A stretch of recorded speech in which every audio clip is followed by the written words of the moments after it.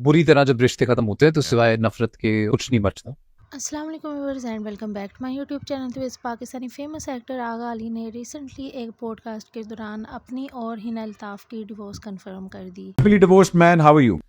बुरी तरह जब रिश्ते खत्म होते हैं तो सिवाय नफरत के कुछ नहीं बचता। कभी एक दूसरे की इज्जत करना नहीं छोड़ेंगे। जब आप जी जान लगा के कोशिश कर लें दोनों ही, तो फिर एक ही रास्ता बचता है कि आप इज्जत आबरू से एक दूसरे को wish well and move on. Agha Ali से इंटरव्यू के दौरान सवाल पूछा गया कि आप हैप्पीली डिवोर्स्ड कैसे हैं, तो जवाब में आगा मुस्कुराए और कहा कि अल्हम्दुलिल्लाह मैं बहुत खुश और मूव ऑन कर चुका हूं।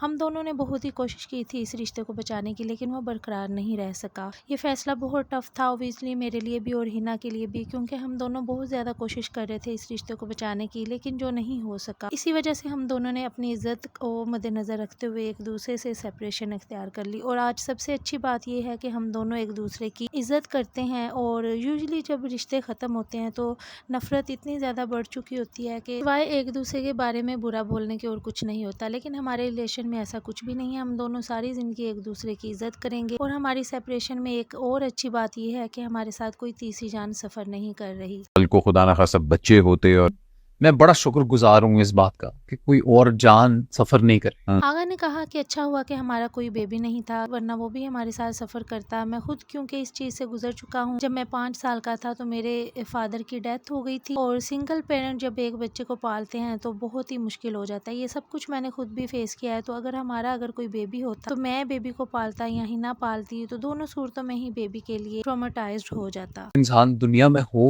एक बच्चा अपने बाप या अपनी माँ का साया ना हो उस पर। आगा ने कहा कि मैं बहुत शुक्र अदा करता हूँ कि ऐसा कुछ भी नहीं है और हमने अपने रिश्ते को बहुत अच्छे और बाइज्जत तरीके से ख़त्म कर दिया। इस इंटरव्यू और इन तमाम बातों के बाद पब्लिक बहुत सारी चीज़ें एज्यूम कर रही है और आगा अली के पुराने इंटरव्यूज़ के क्लिप्स निकाल कर दिखाए जा रहे हैं, जहाँ पर उन्होंने कहा था कि मैं हाउस हेल्पर रखने के बिल्कुल भी हक में नहीं हूँ। मुझे अच्छा लगता है घर के काम खुद करूँ और मैं चाहता हूँ कि मेरी लाइफ पार्टनर भी ऐसा ही करे। आगा अली हिना से शादी से पहले काफ़ी लंबे अरसे तक सारा खान के साथ रिलेशन में थे और इनकी तकरीबन बात पक्की हो चुकी थी, लेकिन सारा खान ने अरेंज मैरिज कर ली फलक शबीर के साथ। आगा अली और सारा खान का रिलेशन काफ़ी ज़्यादा पब्लिक था।